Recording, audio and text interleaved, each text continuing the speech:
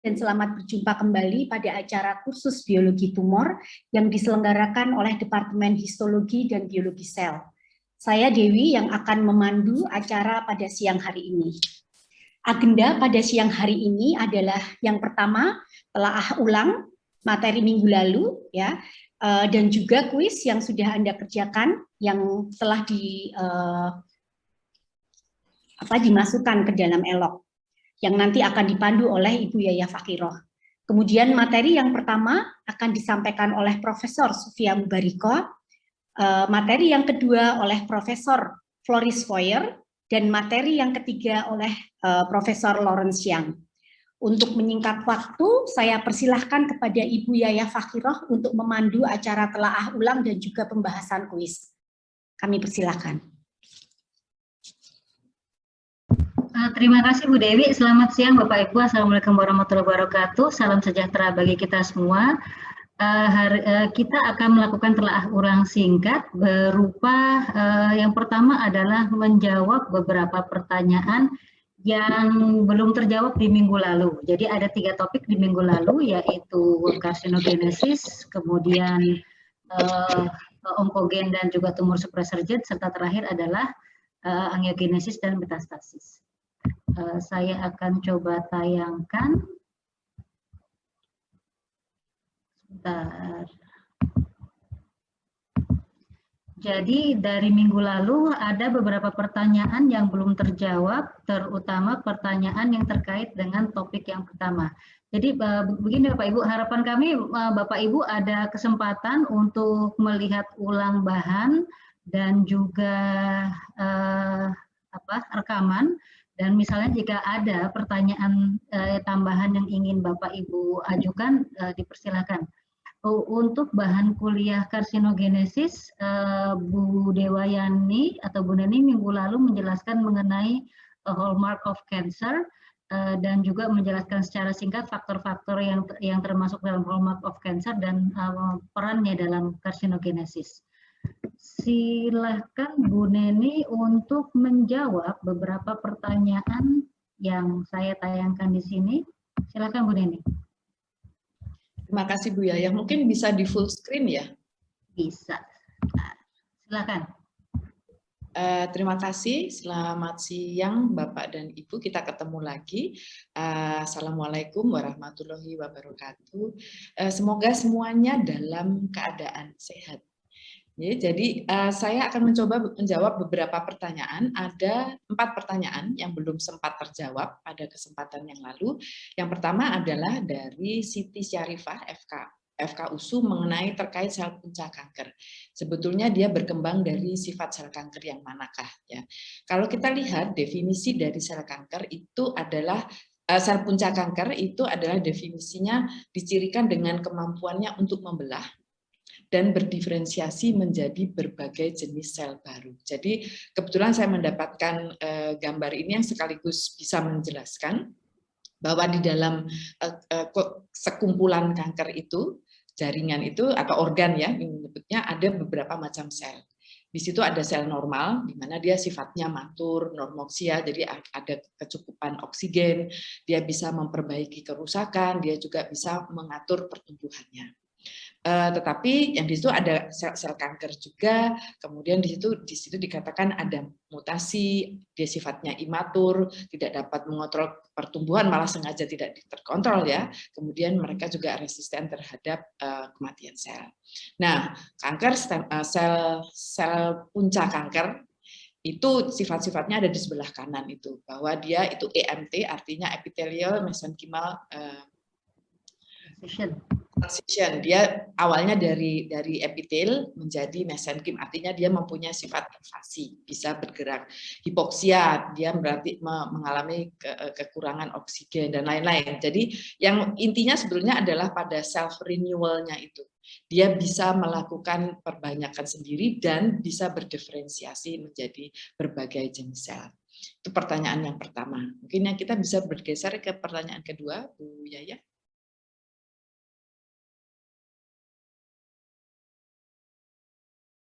Nah, ini pertanyaannya mengenai jika ada kekambuhan terhadap kanker, apakah juga diawali dengan inisiasi. Jadi mohon diingat bahwa inisiasi itu tidak harus ada di depan.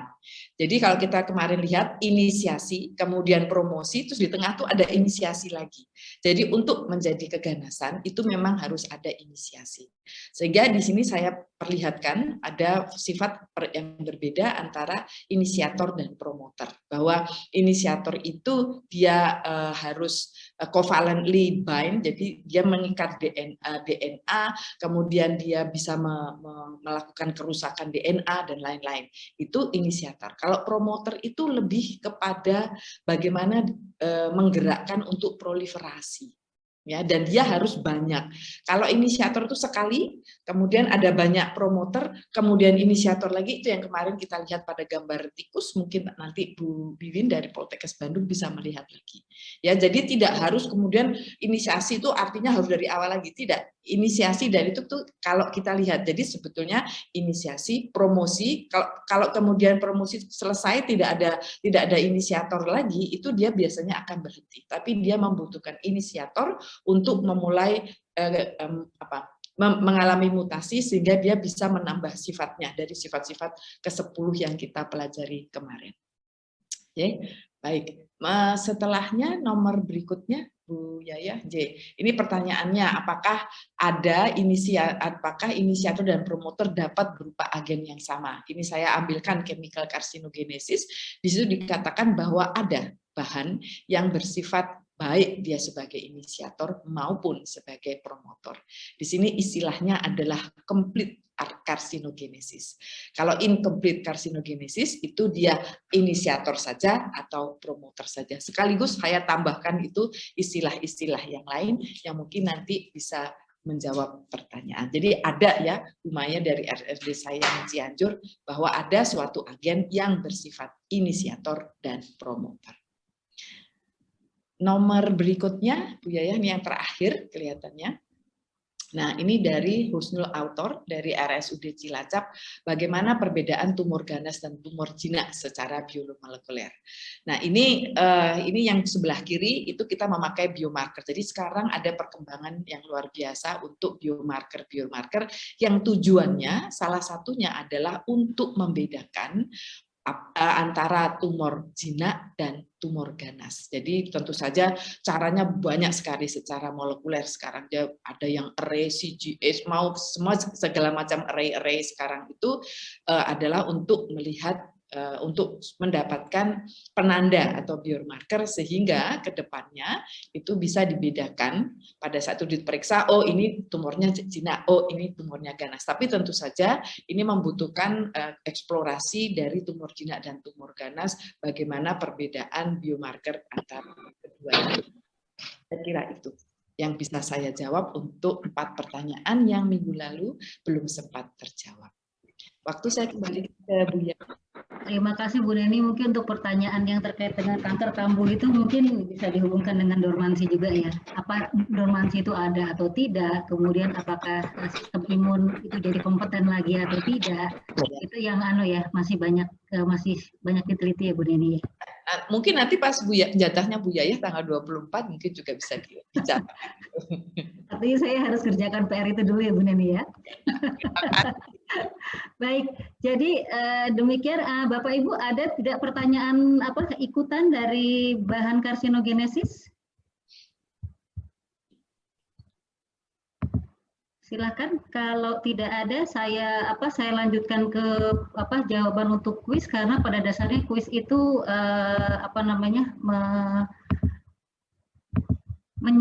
menyarikan itu bahasa Indonesia apa? Menyarikan bahan. Jadi yang pertama ini harusnya jawabannya nongolnya belakangan, tapi kok saya mengalami kesulitan ya.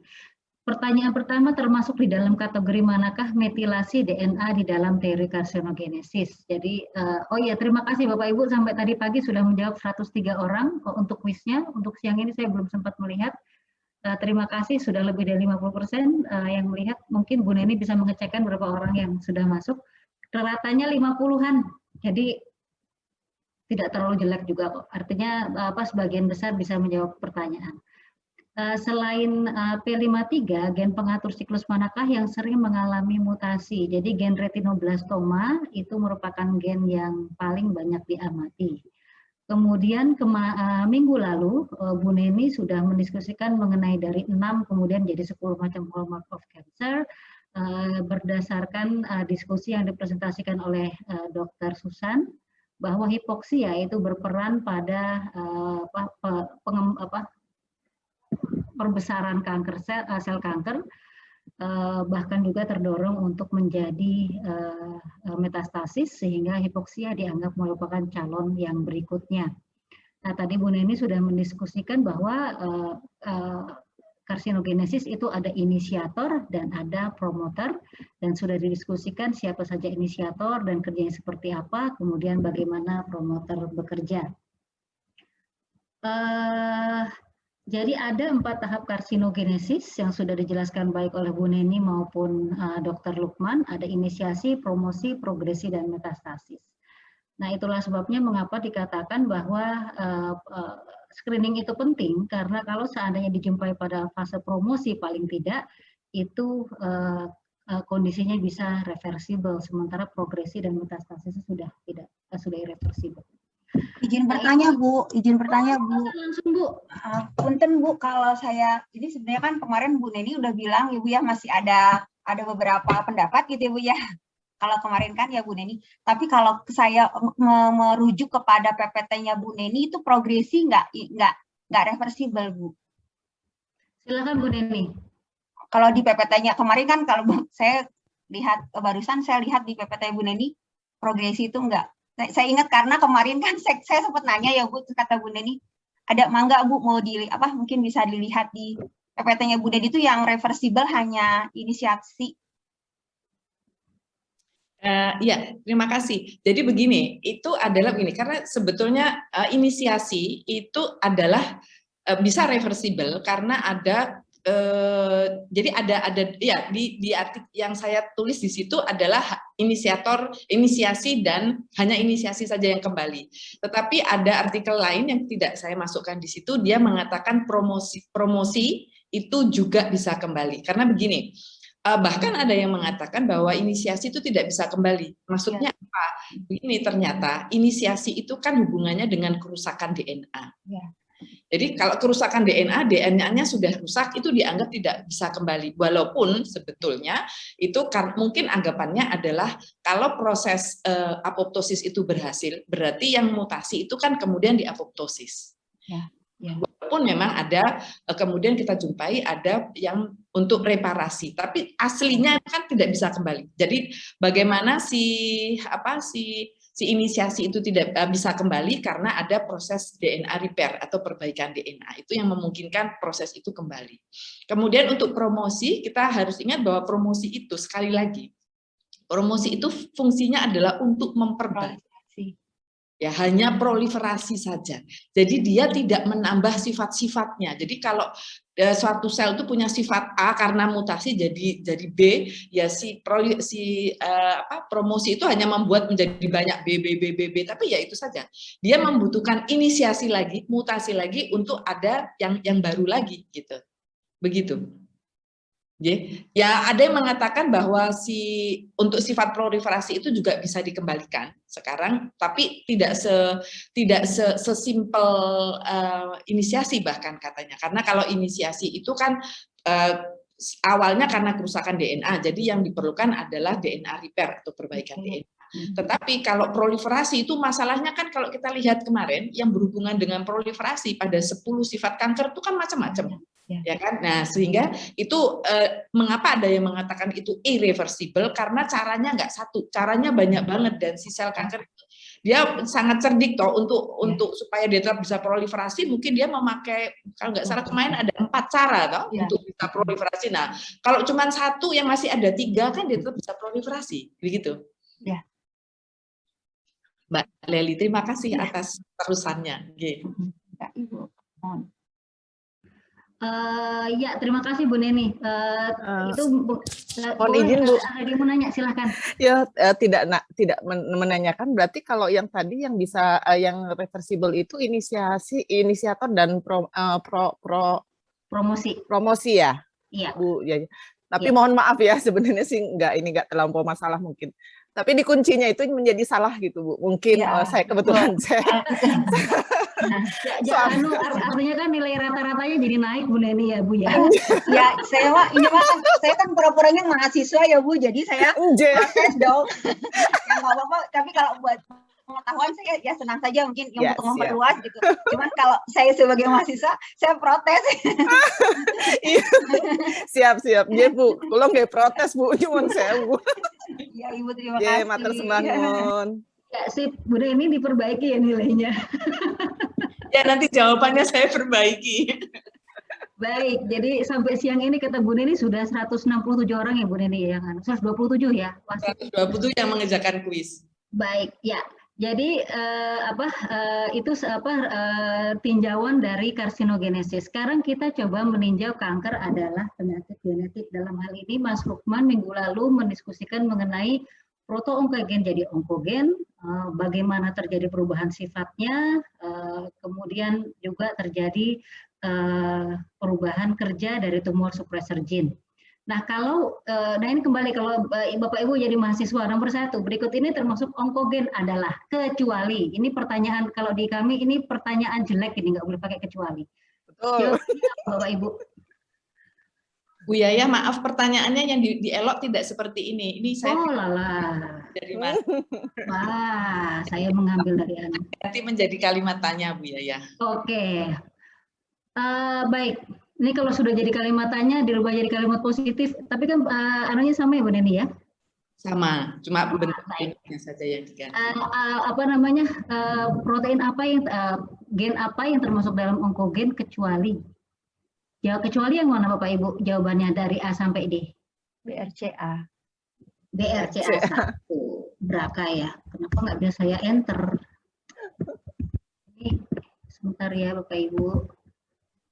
Kalau seandainya sebentar suka nggak mau jalan kalau di screenshot, kalau di share screen sebentar saya rubah share screen-nya jadinya nggak bisa jadi ya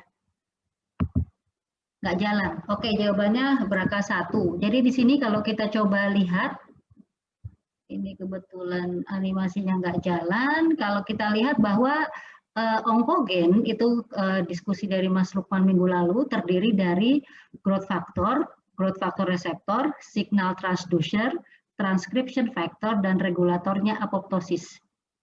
Itu yang masuk ke dalam kelasnya onkogen. Nah ini jawabannya jadi ketahuan dong. Kemudian apakah nomor 2 ya, jadi BRCA 1 sudah betul, apakah yang termasuk gen penghambat tumor atau tumor suppressor gene kecuali? Ini jawabannya C jadi benar. CCNDA1 itu merupakan gen pengatur siklin D1. Nah, di sini bisa kita lihat bahwa tumor suppressor gene itu termasuk kelas-kelas gen penyandi, signal transducer, dan reseptor signal transducer. Kemudian yang mengatur siklus sel, pemacu apoptosis, dan pengatur ekspresi gen. Jadi yang mengatur regulatornya si apoptosis itu masuk ke onkogen, sementara pemacu apoptosis itu masuk ke tumor suppressor gene. Nah, CCND1 itu masuk ke proto-onkogen. Jadi ini adalah ringkasan dari beberapa gen yang masuk pada onkogen. Ini jadinya ketahuan. Beberapa cara untuk mendeteksi ekspresi gen atau protein diantaranya kecuali Bapak Ibu pasti sudah tahu immunohistochemistry. Ibu izin bertanya Bu, kenapa immunohistochemistry bukan itu bisa untuk deteksi protein ya Bu ya? Ekspresi protein ya Bu? Ya betul, setuju Bu. Setuju, nah loh. Iya Bu, betul. Nah, pertanyaannya jadi salah ya. Kalau saya Bu. Ini nggak ada jawabannya Bu. Iya. Sebenarnya Sanger sih Bu ya. Kalau Sanger kan dia ngelihat DNA ya Bu. Dia tidak melihat ekspresi, tapi dia ngelihat sequencing DNA mungkin ya Bu ya. Iya, kayaknya begitu. Tapi saya jawab Sanger salah Bu. Sedih Bu. Sama Bu. Ini kunci ini saya juga jadi salah ini. Ayo Bu Neni, gimana Bu Neni? Asik, saya jadi lulus. Aduh. Nggak baca-baca lagi ya. Bu Yaya salah mengambil bahan. Salah menggaya pertanyaan ya. Ya, bahannya bukan ini Bu Yaya, yang di elok tuh bukan ini. Mungkin Baik. bisa saya bantu untuk saya tayangkan saja, nggih. Ya, siap. Ya. Silakan Bu Neni. Bentar. Apakah sudah kelihatan? Ya, Sudah. sudah ya. Ya. Sip. Jadi kita sudah sampai yang C ini, CCND1.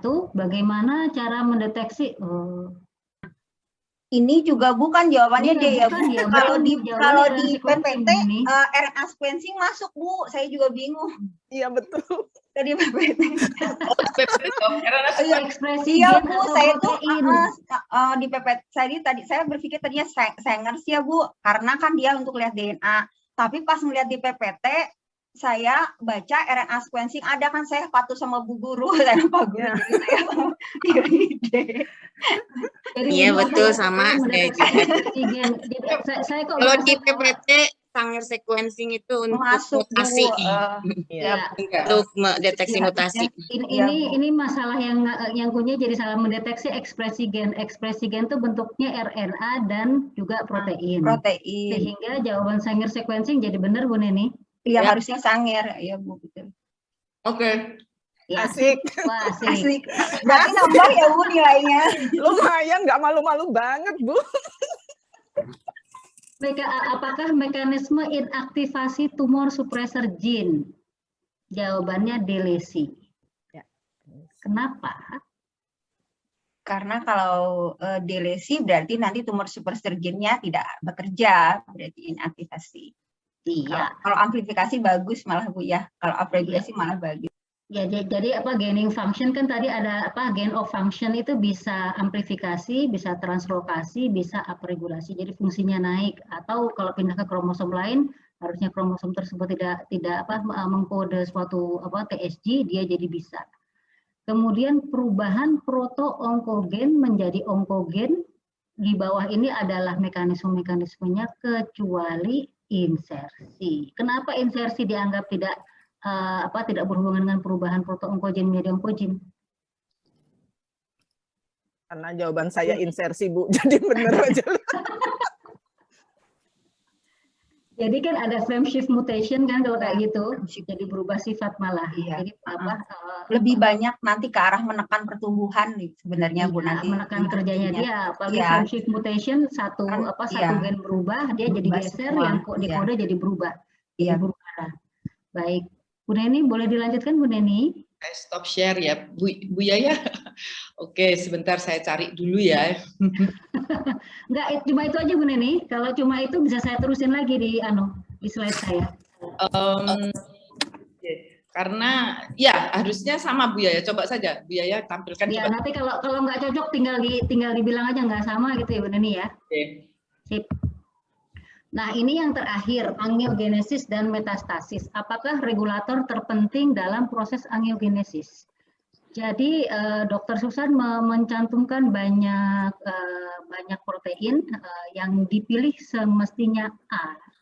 Ya, betul. Karena dia berhubungan dengan penyembuhan luka, angiogenesis, imunoregulator, melindungi vaskular dari apoptosis. Nah, VEGF dari beberapa kepustakaan itu fungsinya mirip dengan TGF beta. Tapi kalau VEGF itu melindungi vaskular, VEGF beta itu menginduksi apoptosis. Jadi ada fungsi yang berkebalikan. Jawabannya benar semua ya Bapak Ibu ya. Lulus ini. Ibu izin bertanya, Ya, yang PGFBA ini Bu ya, waktu di pretest kalau nggak salah ya Bu ya, waktu di pretest itu kan ada pertanyaan yang mirip begini yang menstimulasi gitu ya. Nah itu tuh saya jawab PAGF, dan ketika ikut kuliah juga oleh Dr. Susan ya Ibu ya kemarin itu ya, Susan ya Bu, Dr. Susan itu PAGF juga, tapi ketika saya ngelihat jawaban pretest tuh PAGF disalahkan Bu. Wah ini, oke baik, ini sedang dicatat oleh Bu ya. Neni nih. Saya rada ini ya Bu, tapi enggak karena ini, saya sampai melihat berulang-ulang itu Bu videonya itu, oh benar kan VEGF, tapi pas saya ingat dikunci itu salah Bu, VEGF itu saya disalahkan gitu. Iya, ini murid yang baik nih namanya ini. kok disalahkan terus mencoba melihat lagi bahannya ya Bu ya. Baik.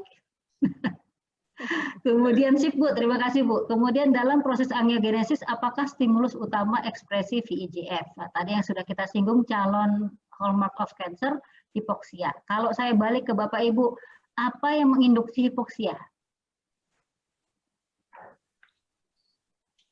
Pertumbuhan sel kansernya Bu, pertumbuhan sel kanser yang lebih dari 1 sampai 2 mm itu kan membuat dia tidak bisa difusi lagi ya dari pembuluh darah yang ada, itu membuat dia hipoksia. Atau ketika dia migrasi juga begitu Bu, jadi kan harus tidak bisa difusi dari pembuluh darah tempat dia keluar, jadi akhirnya hipoksia.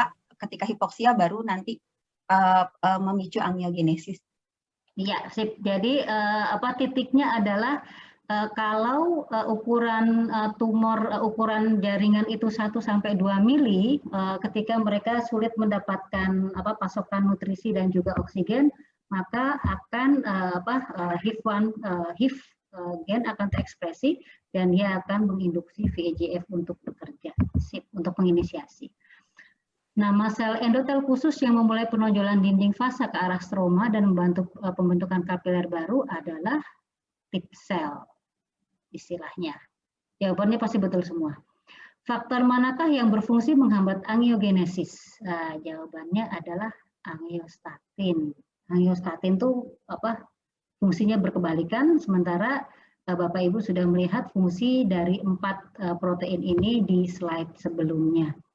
Yang terakhir, konsekuensi dari kebocoran vaskularisasi tumor. Jadi kalau misalnya ada vaskulernya dindingnya mengalami perlukaan, itu mengakibatkan sel tumor itu bisa bermigrasi dari primary dan selanjutnya kalau Bapak Ibu mengingat kembali proses dari metastasis, jadi lepas EMT terjadi matriks ekstraseluler menjadi mesenkimal, kemudian dia bisa melewati endotel, mengikuti aliran darah. Nah, di aliran darah itu sendiri dia juga berjuang.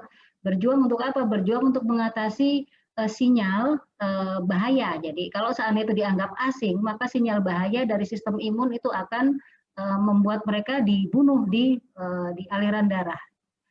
Nah, mereka kemudian melakukan trik-trik tertentu yang menyebabkan danger signal itu tidak keluar. Nah, kalau danger signal tidak keluar, mereka bisa menyebar dengan baik dan kemudian ekstravasasi menuju ke jaringan yang jauh.